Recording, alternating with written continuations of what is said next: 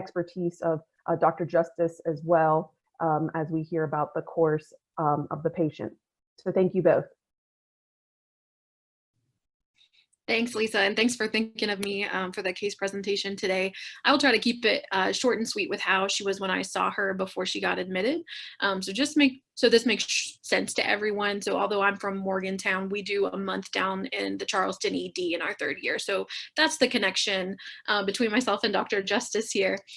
So we had an 11-year-old female present to the ED, actually straight from her pediatrician's office for concern for severe dehydration, following a week total of vomiting and dehydration.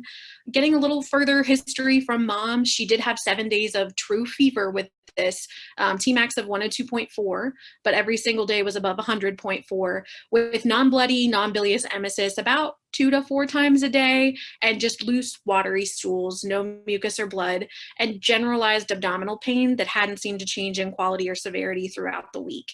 She initially had gone to her PCP's office about 3 days prior to when I saw her because she developed a rash of her hands and feet. At that point, she had been diagnosed with hand, foot, and mouth, but they hadn't seen any improvement in the rash, and she was overall decreasing her total amount of PO intake and had only urinated once in the 24 hours prior to her presentation, which is what prompted them to go back to the PCP that day. She had no cough, no runny nose, shortness of breath, chest pain, sore throat, body aches. She'd had no swelling of the hands and feet or desquamation of the rash. They did mention a couple of times over the past few days that she had been just sort of off from her normal baseline. The best description that I could get from mom at that point was that she seemed just sort of confused and out of it. It would last about an hour at a time, and they were contributing it to fever at that point. And I apologize, she did have just generalized body aches with that they'd also been attributing to the fever, and non-specific headaches with no red flag symptoms. Once she got into the PCP's office, she was pretty significantly dehydrated, which was what sent us to her. And then in triage, it was discovered with the normal testing, COVID questions, that the entire family had been tested for COVID about 4 weeks prior to when I saw her. So at that time, she and her siblings and her father all tested positive. Mom had the worst symptoms out of all of them, but had a negative test, so they had assumed a false negative for her. At most, she said that maybe she had a day of cough and congestion with Tmax of 99 at that point, but otherwise had been asymptomatic. No family member needed to go to the hospital for care during that time at all. They'd otherwise been trying to quarantine at home and hadn't had any recent travel. They were unsure where their exposure may have been from.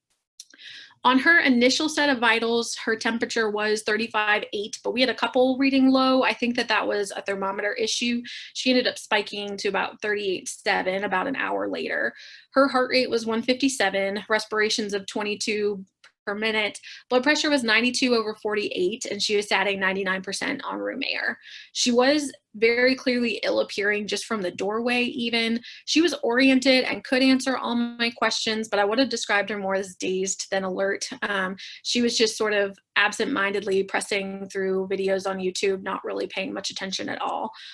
She had very prominent bilateral conjunctival injection without any discharge. And on further questioning, mom said that she'd first noticed that about a day or two prior to when they came in. Otherwise, she had just minimal erythema of the tonsillar pillars without tonsillar hypertrophy, exudate, or petechiae. Her mucous membranes were tacky, and her lips were dry from dehydration, but not erythematous in any way, and she didn't have a strawberry tongue. There was no palpable lymphadenopathy on my exam. She had a comfortable work of breathing, was clear to auscultation bilaterally with good air movement, and cardiovascularly, she did have a high rate, but not too high to count. For me, was about in the 150s at that time. A normal S1 and S2 with no murmur I could appreciate, but her capillary refill was about 4 seconds. Abdominal wise, she did have mildly hyperactive but low-pitched vowel sounds for me. Tender diffusely, but nothing acute. No rebound or guarding, no masses that I could appreciate. And no particular area of the abdomen seemed to bother her more than others. On her skin, and Dr. Justice, if this ended up evolving at all, I would be very interested to hear kind of how it changed over time. She had what I could best describe as a macular rash of her hands, including the palms and the upper portions of her feet, but not the soles, that was palpable and non-blanching, sort of a dusky, violaceous color. Nothing more than a centimeter for lesions, but no other spots anywhere else on her body that I could appreciate.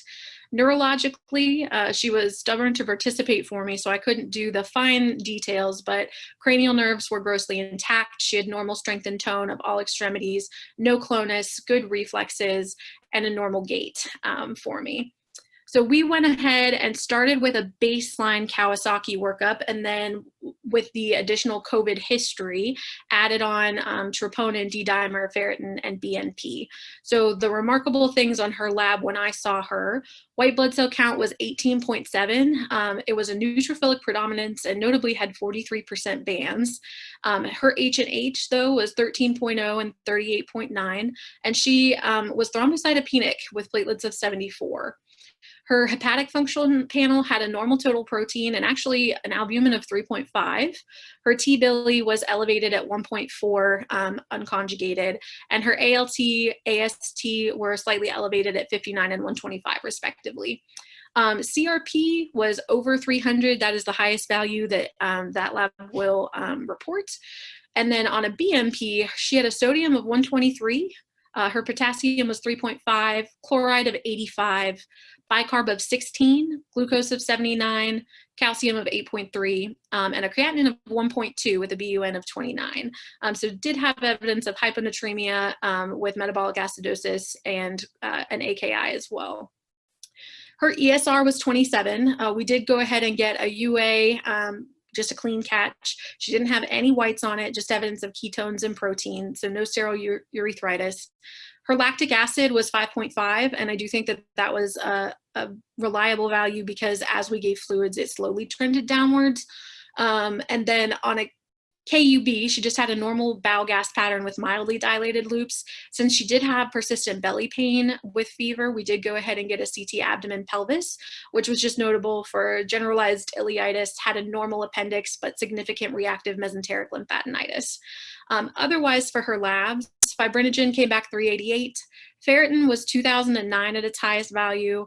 Troponin was initially 83 with a normal value less than 15 and ended up peaking at about 301. Her D-dimer was 21.55. Procal was 100, 100.0, that's correct. BNP ended up being 1408, and she actually got her echo done in the ED itself, at which point they noted coronary dilations, but no true aneurysms, no ventricular or function abnormalities. And I apologize, I don't have the exact specifications for how large those dilations were. She did have an echo at that time, which was normal sinus rhythm, and she ended up requiring 3 total boluses from us and still was only systolic of about 100. So she ended up going to the PICU shortly after her arrival with us. We did not repeat a COVID swab while I was with her, but I had heard that that ended up coming back negative at that point, and that she ended up being COVID antibody positive. And I think probably Dr. Justice can talk a little bit more on that. But if no one has any questions on those initial labs or presentation, I'll pass it off to him. Thank you so much, Dr. Brown. We did get a question asking what the BNP ranges were. Okay.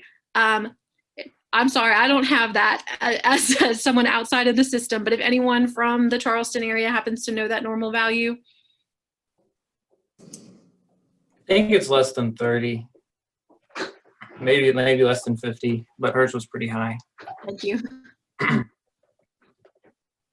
Anything else? Those were all the questions so far. Thank you so much.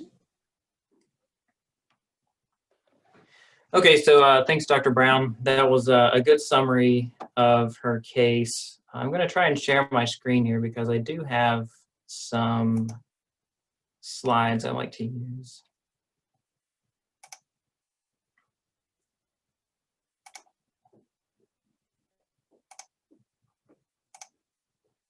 Is that showing up for everyone?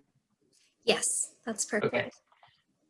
So I'm adult and pediatric rheumatology, and I was actually luckily able to see a few of these cases in the tail end of my fellowship in St. Louis.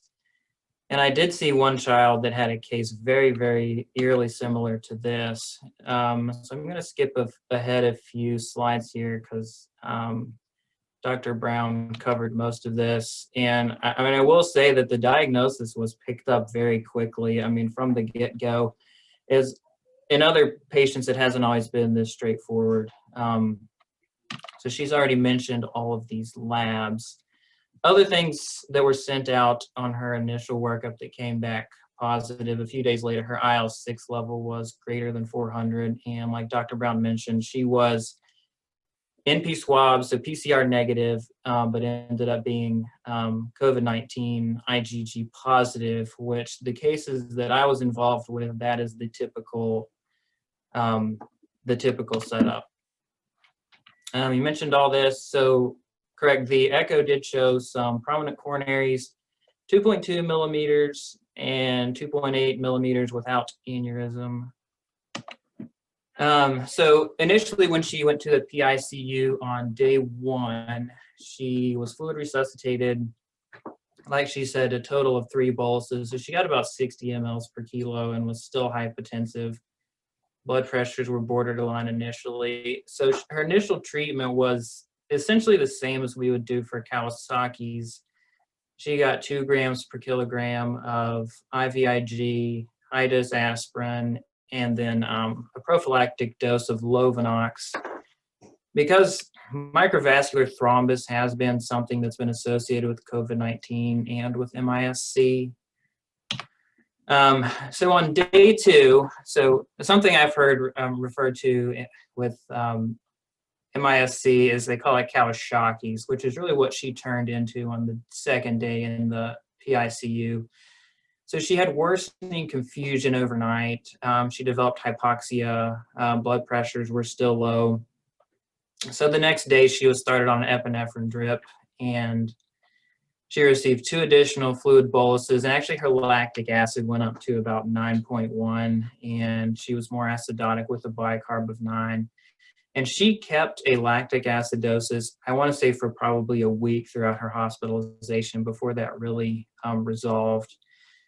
Her troponin had gone up again. It reached a peak, I think, on day 2 at 301. There was a small infiltrate versus atelectasis on her chest x-ray.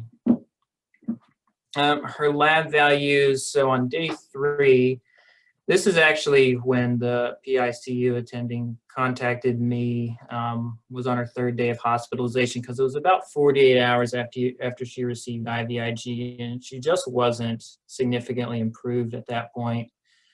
So her white blood cell count was still high at 22,000. She was notably more anemic. Her hemoglobin had gone down to 8, probably partially from fluid resuscitation. I do think she had either had some hemolytic anemia as a consequence of the IVIG. She may have also had some hemophagocytosis. BNP was up to 1,400. Troponin was still elevated, but trending down.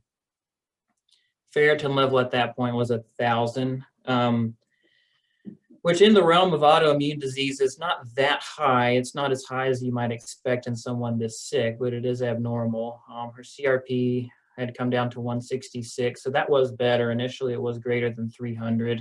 Pro-cal was down some. Her COVID IgG was back and was positive at that point.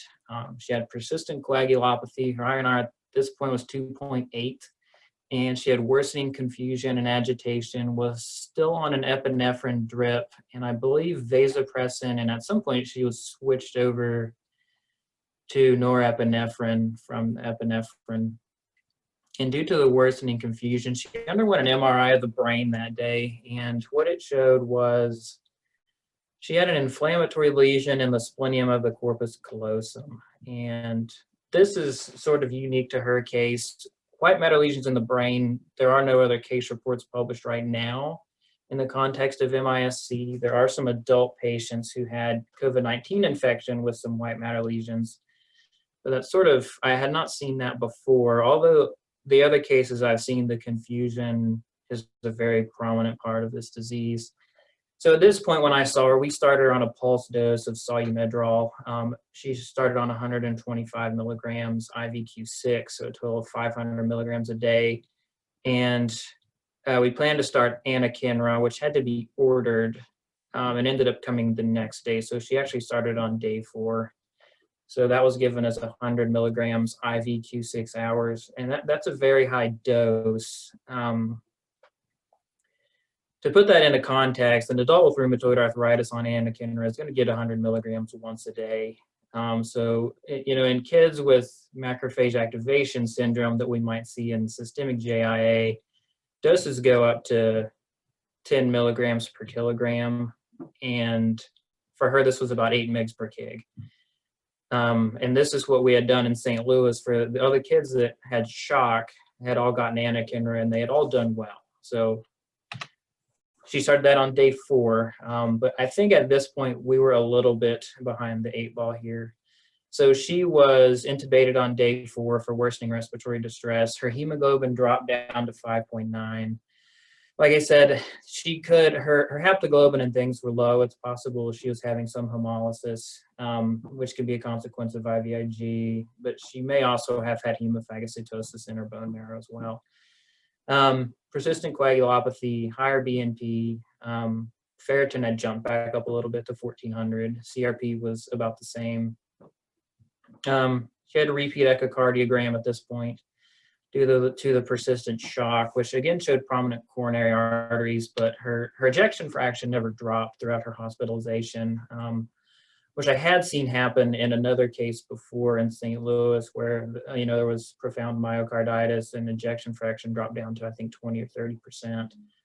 So actually after the ER, she had been afebrile for several days, and on day 5, 6, and 7, she had a return of fevers between 38 and 39 degrees. But actually a day or 2 after she started higher dose steroids, she actually became hypertensive, probably somewhat as an improvement in her condition, but also probably side effect of steroid as well. And she was also fluid overloaded. So she started some Lasix, and from this point on, she started to have a slow, steady improvement in her CRP and ferritin, and she was continued on the IV anakinra. And by day 8 and 9, she was improving. Her event requirements were decreasing, and she was extubated, inflammatory markers still improving.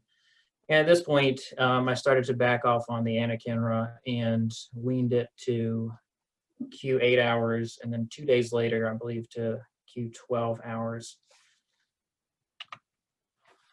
When she was extubated, she was appropriate, but was kind of cranky and irritable. So she was given some sedation wean, and after that, she was perked up. She was pretty happy. So we started weaning the steroid as well. And really from this point, she had a slow continued improvement until she was able to be discharged. She ended up going home on a dose of oral prednisone, about 1 mg per kg per day, and was continued on low dose aspirin. The day of discharge, we repeated that brain MRI, which interestingly showed resolution of that lesion in the splenium, but she had some new subcortical white matter changes bilaterally, thought to be consistent with a viral associated leukoencephalopathy. And she ultimately went home on day 14 with some lingering lab abnormalities, which seems to be consistent with what's reported in this condition. Her ferritin wasn't normal, it was still 792. Her BNP had normalized.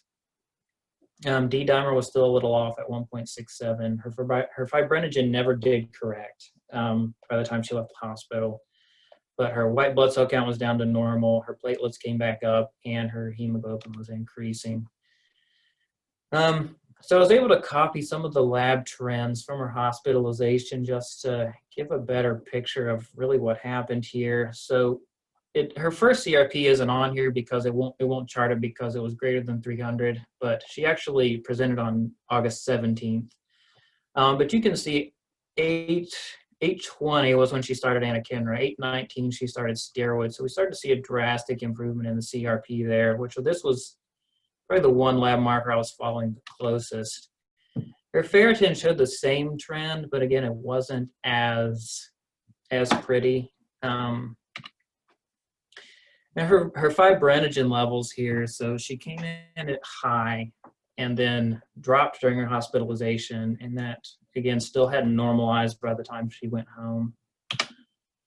The D-dimer was a little all over the place. It was high, improving, high again, but then towards the end of her hospitalization showed a nice trend towards normal. Her INR initially came in, it was abnormal, it was 1.5, improved a little, and then she became very coagulopathic, and then she did ultimately show improvement.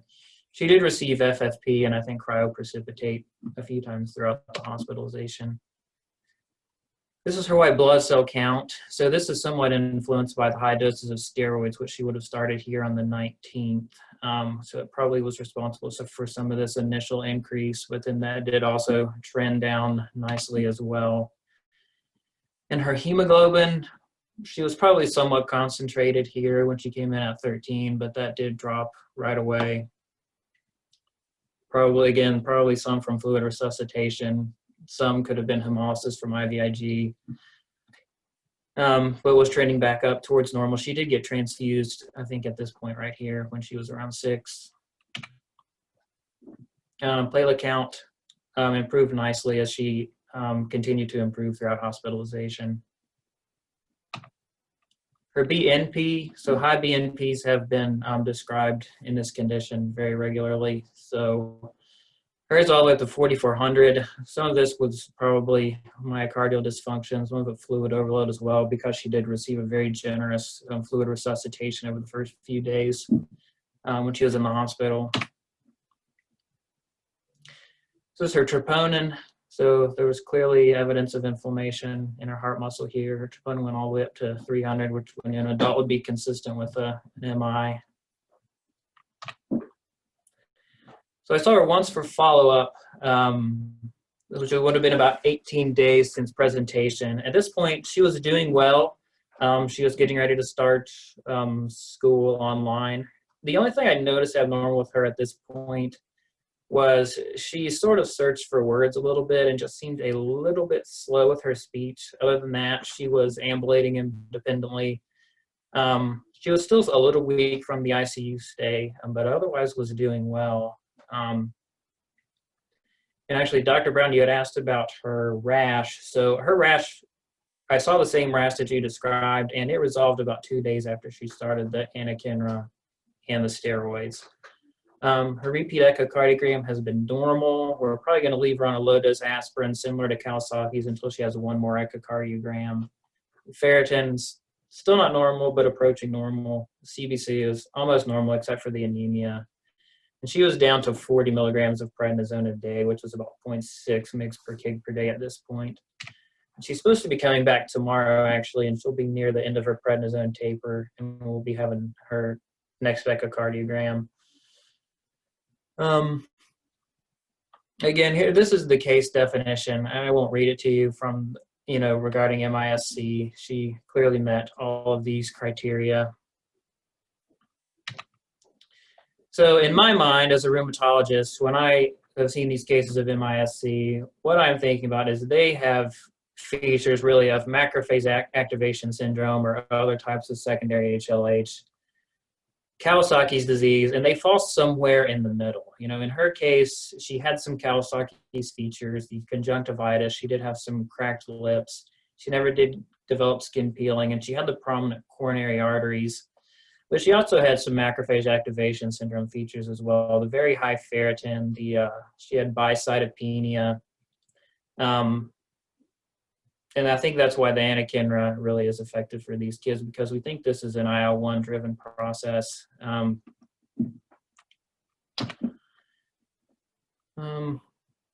I've talked a lot, so I'm going to skip through this. But I wanted to just mention here, so in St. Louis, we had developed an algorithm, several specialties got together, and we sort of came up with a systematic approach for these kids. And so initially, the initial assessment is really to find out which kids are shocky and which are not shocky. The kids with shock are going to go to the ICU. The kids without shock, we can evaluate further and may actually even be able to be discharged home. So here in the less severe arm, we would check the basic lab, CBC, CMP, sed rate, COVID, PCR, and serology. If their exam is reassuring, these kids could be discharged home. And some of the milder cases that I saw, they may just have the diarrhea, abnormal inflammatory markers. They may have been treated with just prednisone. And I saw some cases that were more pure Kawasaki appearing, and they got treated with IVIG, and that was all they needed. And the more severe arm, so these kids will get EKG, stat echo, and then there would be like a pan consult to ID rheumatology and cardiology. And they'll get admitted to the PICU. A lot of times, like I said, the case isn't as clear up front as this one was. There'll be empiric antibiotics. Some other, the features we're really looking for, polymorphic rashes, maculopapular. The diarrhea I saw in several cases in St. Louis. It seems to be a prominent part of this, the GI symptoms. Extremity changes that can sort of mirror Kawasaki's. The mucosal changes can be similar. Conjunctivitis, lymphadenopathy. Several kids that I saw in St. Louis were confused. Some had confusion and nothing else. So the initial lab workup, and this, not everything needs to be ordered in every case. This was sort of tailored to each individual case, but the things that are suggested, of course, the PCR and serology for SARS-CoV-2, labs you would get anyway, CBC, CMPs, UA, blood cultures, inflammatory markers, coags, as the coagulopathy seems to be a prominent part of this condition. Evaluation for other infections, so your respiratory panels. Ehrlichia was sometimes a thing in Missouri. We don't really have Lyme disease there, but that might be a consideration here in West Virginia. EBV, mono, maybe lumbar puncture if they have meningeal signs. Other things specific to this condition, so the BNP, I think high BNPs have been well documented as part of this. IL-6 levels, D-dimers, procal, lactic acid, triglycerides, really high triglyceride might be suggestive of macrophage activation syndrome, which I think is, sort of similar to this condition. Probably worth checking. Of course, if there's Kawasaki features, an echocardiogram, EKG. And then initial treatment, similar to something like sepsis or septic shock, fluid resuscitation, vasopressors if indicated, and then if they have Kawasaki features, IVIG and aspirin. And then possibly for the kids that we saw in St. Louis with shock, they were treated with the anakinra and steroids as well. The dose of steroids, with shock, we would typically give a high dose, like a pulse dose, and then for 3 days, and then decrease that to maybe 2 mg per kg per day. Again, and then other considerations. I mentioned the anakinra and solumedrol. Lovenox, like I said, for the coagulopathy with this, most centers and places I've talked to, they're giving some Lovenox with this condition just because of the risk of thrombosis that we see both in COVID-19 infections and the coagulopathy with MIS-C. I think that's all I've got. I think there's been a lot of some questions come in. But. Absolutely. Thank you so much to both Doctors Brown and Justice. That was an awesome case presentation. And we got a lot of resources in from Dr. Costello as well. Thank you so much for that. Certainly check those out in the chat feature, and I'll make sure to include them in the recap email as well. We did get a question in, but before we jump into the Q&A portion, I wanted to ask Drs. Hodder and Costello, was there anything you guys wanted to add as well? I would defer to Lisa. I am not a pediatrician, but I want to thank Doctors Brown and Justice. That was really a good presentation and discussion. So Lisa, I'll turn it over to you. Yes, I want to thank them both because I asked them not very long ago to do this, and it was really appreciative, I think, to see the course. We've talked a lot about COVID items, but in these echoes, we haven't really dived into patients. I think what I would highlight is that this child was taken to their primary care office like multiple times for prolonged fever. And I'm not sure if it was lack of history or just, I think in my discussions with Dr. Brown, like the family just were like, oh, we got over COVID, we thought it was gone. But I don't really think it was on the minds of individuals that this could even be MIS-C. MIS-C is rare, but I think, and certainly Dr. Amjad, our new state health officer, has been very worried as, you know, we've started school back. We are starting to see cases in more adolescents and children, and we're certainly seeing that across the country as well, that this is a rare disease, but it can happen. And I think that it needs to be in our discussions when we're, you know, talking to patients, if they have that prolonged fever, you know, are we getting a good history to determine if they had a COVID exposure, or did they actually test positive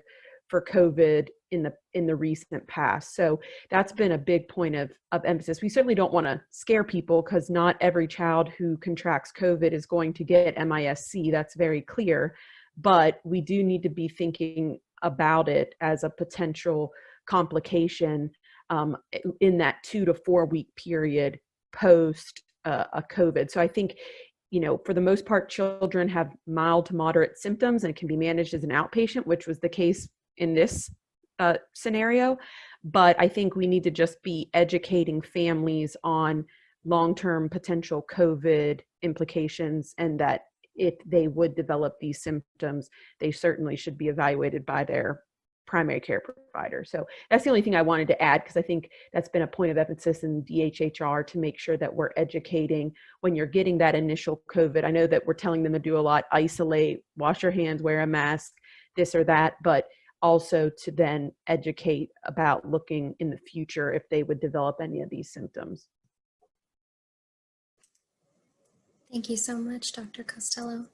All right, well, we've been getting some questions in the chat. Feel free to keep bringing them in. So I'll just go in order from they've been submitted. So the first question we got was, were there any cognition tests performed pre and post discharge?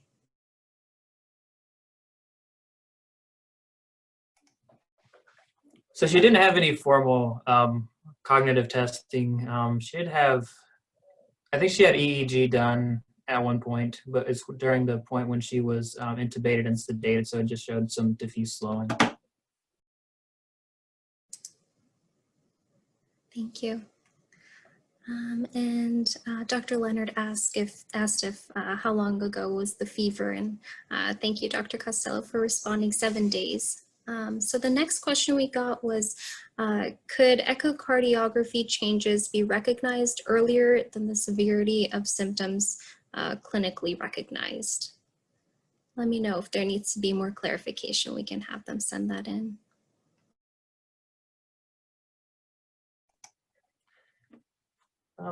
I suppose it's possible. I think all the cases I've been involved in, the echocardiogram has been done after there was, you know, an onset of severe symptoms. So, I mean, like I said, I guess it's possible, but I don't know for sure.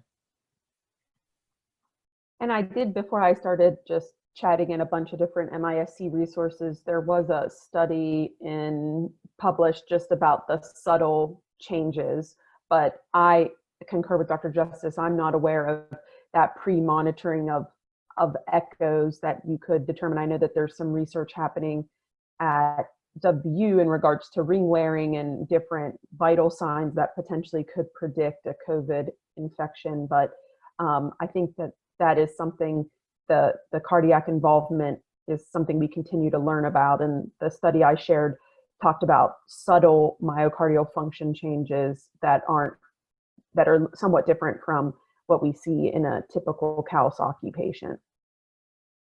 Could I ask, you know, either Dr. Justice or Dr. Costello, so how long would you follow this child with echocardiograms? And, you know, obviously with Kawasaki's, there's the concern for aneurysm. Could that develop later, or how would you sort of manage this going forward?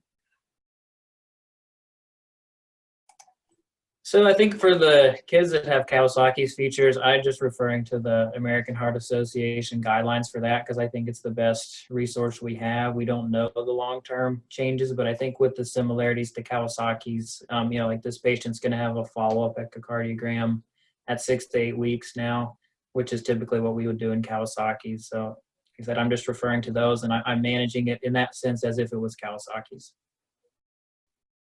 I think it's a great question, and one that we've talked about at a state level of, what can we do to try to monitor and, routine labs. Is there any utility of that? I personally don't think so. I think that, obviously when they start having symptoms, we then would have to trend and monitor. And I think we're going to learn more as we see more cases of MISC, of following, and to determine what those long-term impacts are. And this was really recognized, I think, more in Dr. Justice, in the UK, and I've participated in some webinars on that. So perhaps some of that data will be coming out, but I think it is a challenge because I think it's hard for us to really know. And I certainly think it depends upon the level of involvement at the onset of illness. If, you already have the presence of aneurysms, et cetera, as to how long you would follow or how frequently you would need to follow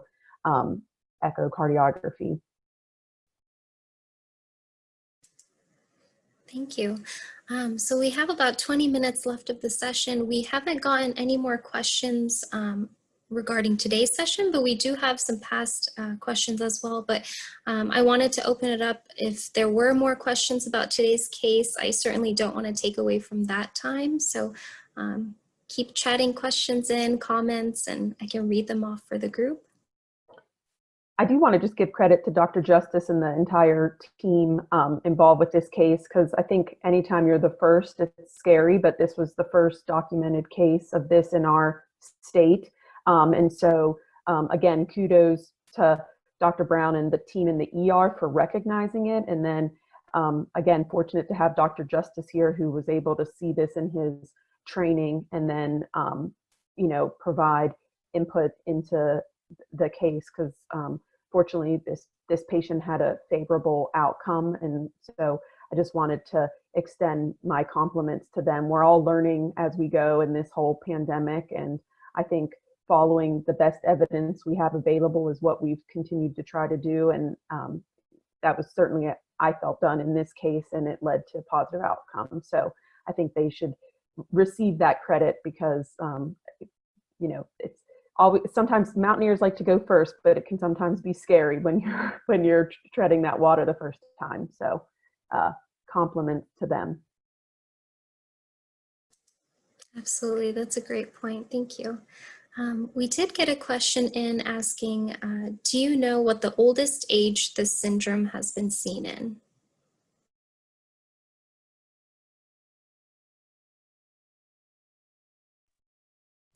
So I know, at least in my literature review on this, there were some case reports in people in their 20s that they thought they had a very similar syndrome.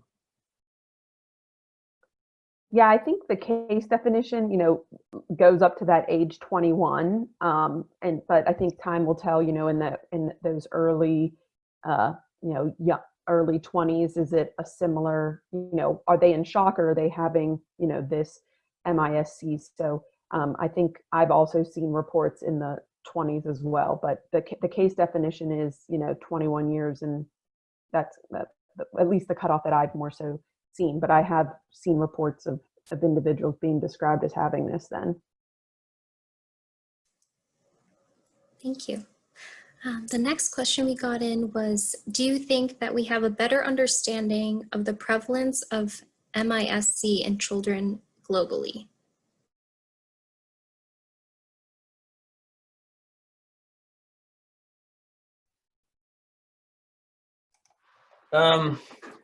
Yeah, that's a good question. So we probably have a better understanding than, we did several months ago, but, I still think some of the milder cases are probably still going unrecognized in this. So, I mean, my suspicion is it may actually be a little higher than we're suspecting right now.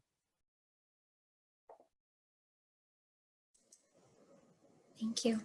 Are there any other comments before I go into the previous questions that we got from last session? Oh, we got another question. This is great. Have there been fatalities related to MIS-C?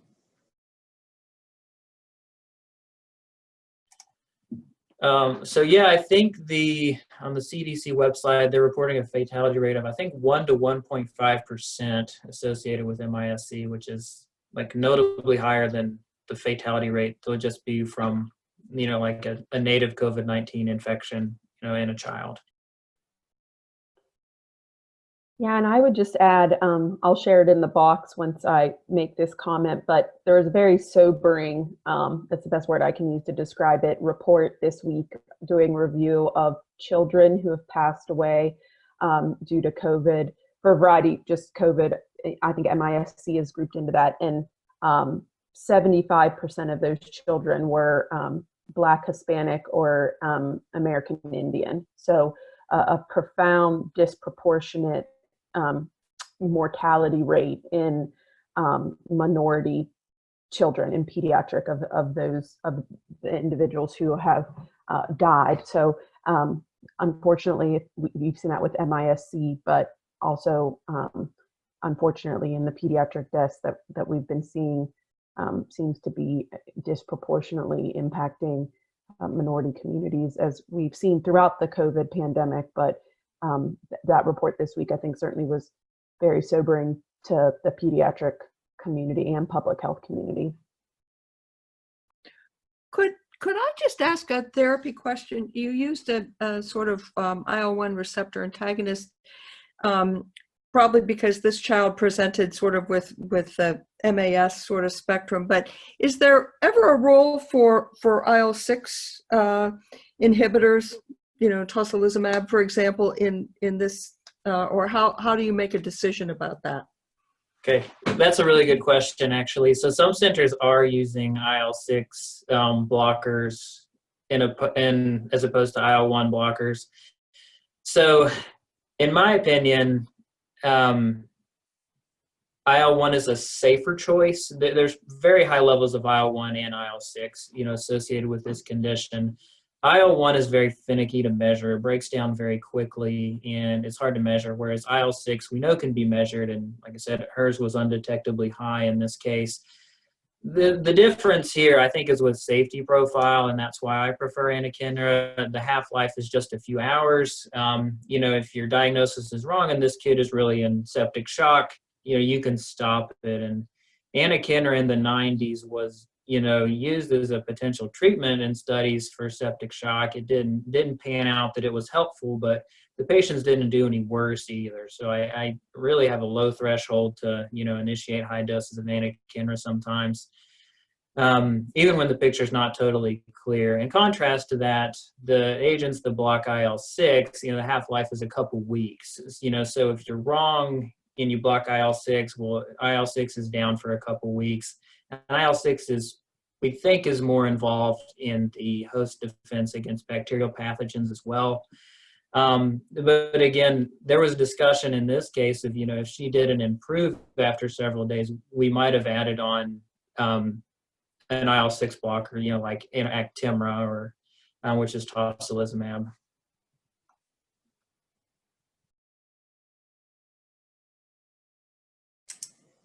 Thank you. Dr. Brown had to hop off. She had an emergency delivery in the NICU, so she wanted me to send her apologies and thank all of you. So we don't have any other questions from today's session. I can go into some of the previous questions. We'll address those, and feel free to chat them in if you do have more questions, and I will ask those. So one of the questions we got from last time is, can you explain why high doses of PPI may increase the risks of SARS-CoV-2?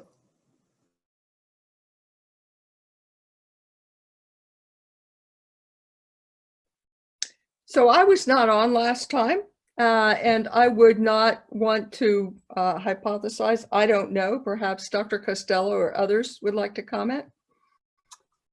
I also don't know. I had not seen that association. I don't know if someone could share the article or the report of that, but I was also not very familiar with that. So sorry, I'm not sure if anybody else on the line has more experience with that.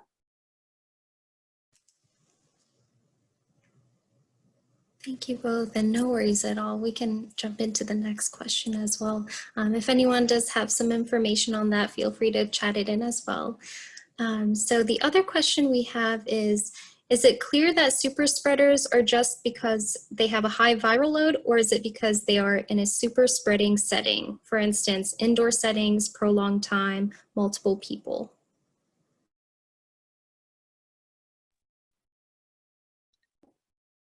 So I can take a stab at this. I think this whole concept of, infectivity rate, there was a study published out of Chicago that looked at the viral load in children, and they saw very high viral loads. But from a public health standpoint, when you talk about someone's ability to be infectious, I think that, to me, that is more so at what are they leading to spread. Dr. Moffat in a prior echo talked about, we don't really think children tend to spread it as much as they can other diseases for whatever reason. Maybe they don't sneeze as much. And so I think, there's going to need to be ongoing studies that really look at, what's the level of the viral load. Because certainly in other diseases like HIV and Hep C, and I'm not going to try to stand up to the expertise of an infectious disease specialist like Dr. Hodder, but certainly in those situations, the higher viral load certainly leads to higher spread. I think it's likely multifactorial in that you're being in a setting of close contact. In some of the, at least what I would deem super spreader events in our state, most of the time people are not following the public health recommendations of physical distancing or mask wearing. And it's usually how it's introduced. There's some health officers on the line. I think that they would report it as well. In individuals who have contracted the disease, it's many a times been when they were not wearing their mask or, noted that they weren't following perhaps the public health recommendations. So I think it's probably a multifactorial of being at that time where you are having a higher viral load, being in a setting and not following the public health recommendations that lead to spreading the virus more. And because, as we've talked previously, that asymptomatic spreader, I think more pre-symptomatic spread before you really start to even feel that you may be infected. And so you go out to these various events and perhaps don't follow the guidelines. And then that's what then leads to further or these super spreading events. But Dr. Hodder, you're certainly the ID specialist, so I will yield more to you. But I think that's my perspective from what I've seen in public health realm of we still need to look more at the contact tracing and really how much did they spread and what were those exposures that they had that caused these super spreading events. Yeah, no, I would agree. I mean, I sort of think about it, there were the multifactorial has to do with what is the activity. Excuse me. Of course, there was the choir on the West Coast where a large percentage of people got infected because singing, really the theory is you have a lot of respiratory droplets and therefore you would increase, the ability to spread. I think the second component is closed spaces versus, outside. And I think certainly that's important. The CDC came out this week with sort of a risk that people that had people who had COVID had been in restaurants were twice as likely to get COVID as those who had not. So I think that that's a bit about it. But I think the viral dynamics and sort of the viral load I think that one, we don't have a clear idea about it. And I think we don't because there's so many confounders. You know, if there's a high viral load, but everybody's wearing a mask, it's outside and you're not singing and shouting and so forth, obviously, you know, the risk is going to be lower. So I think that there's much to learn. Thank you both very much. We have a few minutes left, so I think it gives room for one more question. So the next question was, has there been any correlation with migraine headaches after the COVID-19 infection? I don't know if others know. I do not know. I have not looked at that specific issue, though there certainly are many protean neurologic manifestations, you know, ranging from fatigue to fogginess to confusion. You know, I do not know, and somebody else may well know about the migraine issue. I don't know about the percentages, but I do know that just anecdotally or talking to different health officers, particularly in children, interestingly, that was the symptom, was a headache. I don't know if individuals are asking more post-COVID infection, if you know they then develop headaches, but I think we're still learning, as Dr. Hodder said, about what are the long-term sequelae of this disease. I think it's interesting in the case we heard today about the neurologic findings, and it will be interesting to follow that progression over time. So I think it's an ongoing challenge to determine what are the long-term manifestations of this, because although we're getting closer to a year of having this virus, we're still not there. So I think we're still, and it speaks all the more to the importance of having a registry and monitoring of these patients so that we can see long-term what are any potential long-term sequelae. But certainly in children, I've heard individuals state that many times was the biggest symptom children reported was having, you know, a headache or migraine. Thank you so much. We got a question in the chat asking, in young adults post-COVID, is there more depression, foggy, or feeling off?